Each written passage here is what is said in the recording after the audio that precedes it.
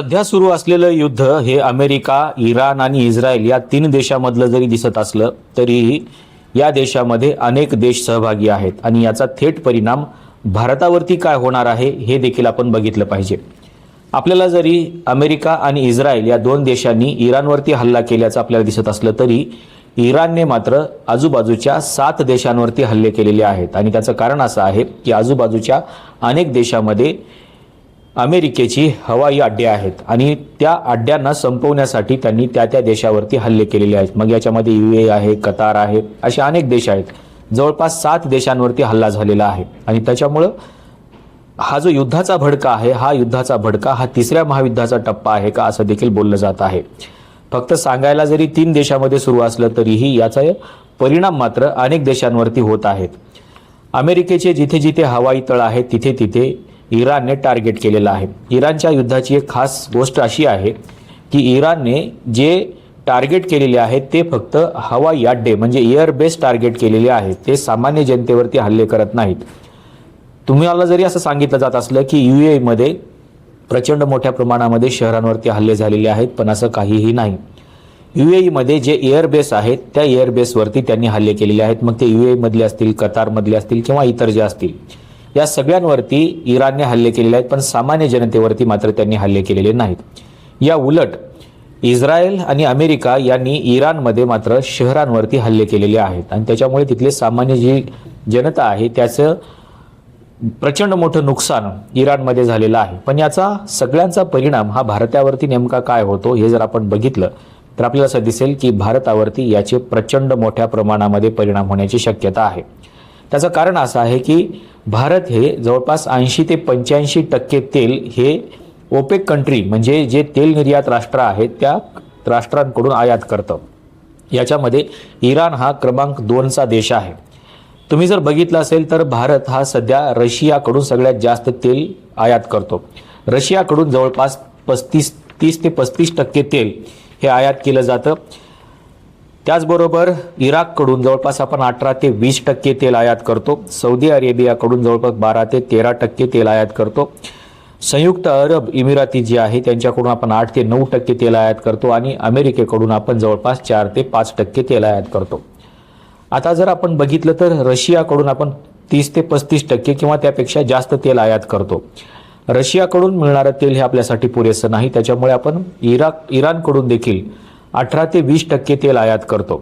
पण आता इराण हा दुसऱ्या क्रमांकाचा देश आहे आयात करणारा, त्याच्याकडून येणारी जर तेल आयात थांबली तर मग मात्र याचे थेट परिणाम आपल्यावरती होऊ शकतात आणि ते होणारच आहेत, कारण युद्ध सुरू असलं की तेलाचे भाव वाढतात।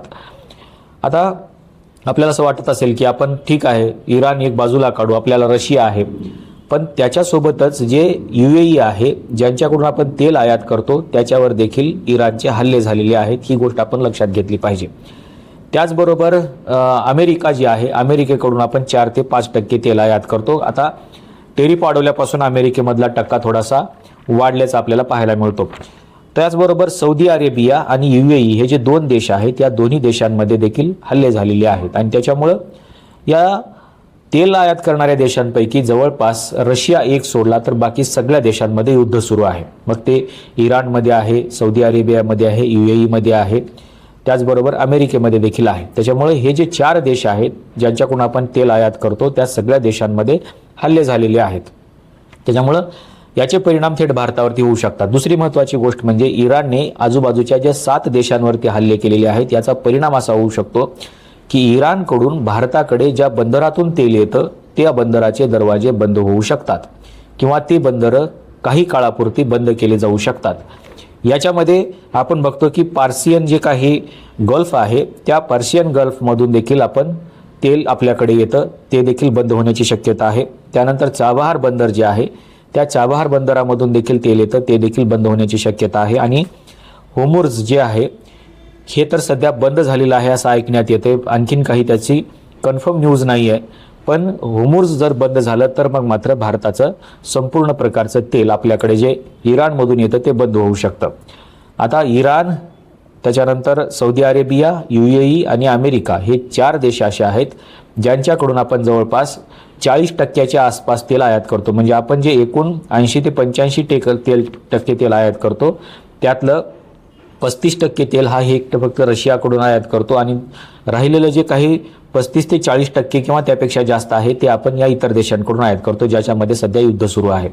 त्याच्यामुळं भारतामध्ये येणारं जे तेल आहे या तेलाचे भाव गगनाला भिडू शकतात. म्हणजे आता जर समजा 72 ते 75 प्रति डॉलर असं जरी असलं बॅरलची किंमत, तर ती 90-95 पर्यंत देखील जाऊ शकते. त्याच्यामुळं भारतामध्ये ऑलरेडी अगोदरच पेट्रोल आणि डिझेलचे भाव हे अतिशय गगनाला भिडलेले आहेत आणि त्यातल्या त्यात आता याचा थेट परिणाम आपल्या या जनजीवनावरती होऊ शकतो. त्याच्यामुळे होतं नेमकं काय की फक्त ज्याच्याकडे गाड्या आहेत त्यांनी टेन्शन घ्यायचं का असा प्रश्न होतो. पण याच्यामुळं काय होतं, याच्यामुळं आपली जी सगळी वाहतूक आहे या सगळ्या वाहतुकीवरती याचा परिणाम होतो. म्हणजेच तुमच्या ST असेल, बसेस असतील किंवा इतर जे काही तुम्ही ट्रान्सपोर्ट आहे त्या सगळ्यांमधले दरवाढ ही होऊ शकते आणि त्याच्यामुळं सामान्य माणसाच्या खिशाला देखील याचा फटका बसू शकतो. म्हणून युद्ध हे फक्त त्या 2 देशांपुरतं मर्यादित नसतं.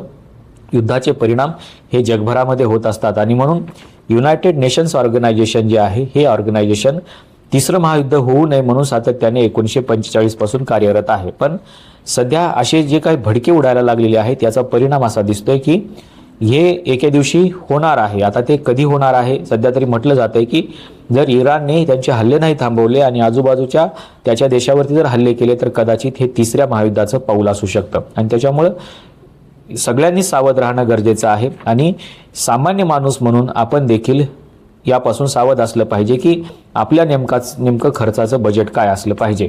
अन्यथा आपल्याकडे आर्थिक मंदीसारखे परिणाम देखील जाणवू लागू शकतात. कारण एवढं प्रचंड महागाई वाढेल, एवढं प्रचंड प्रमाणामध्ये ट्रान्सपोर्टेशनचा खर्च वाढेल आणि इथली जी काही वाहतूक आहे ही वाहतूक याच्यावरती प्रचंड मोठ्या प्रमाणामध्ये परिणाम देखील होतील आणि त्याच्यामुळे या सगळ्या गोष्टींची जी नुकसान भरपाई आहे ही नुकसान भरपाई सामान्य माणसाला द्यावी लागेल. आपल्याला नेमकं या युद्धाबद्दल काय वाटतं हे सांगायला विसरू नका. या युद्धाच्या पाठीमागचं नेमकं कारण काय आहे हे देखील सांगायला विसरू नका.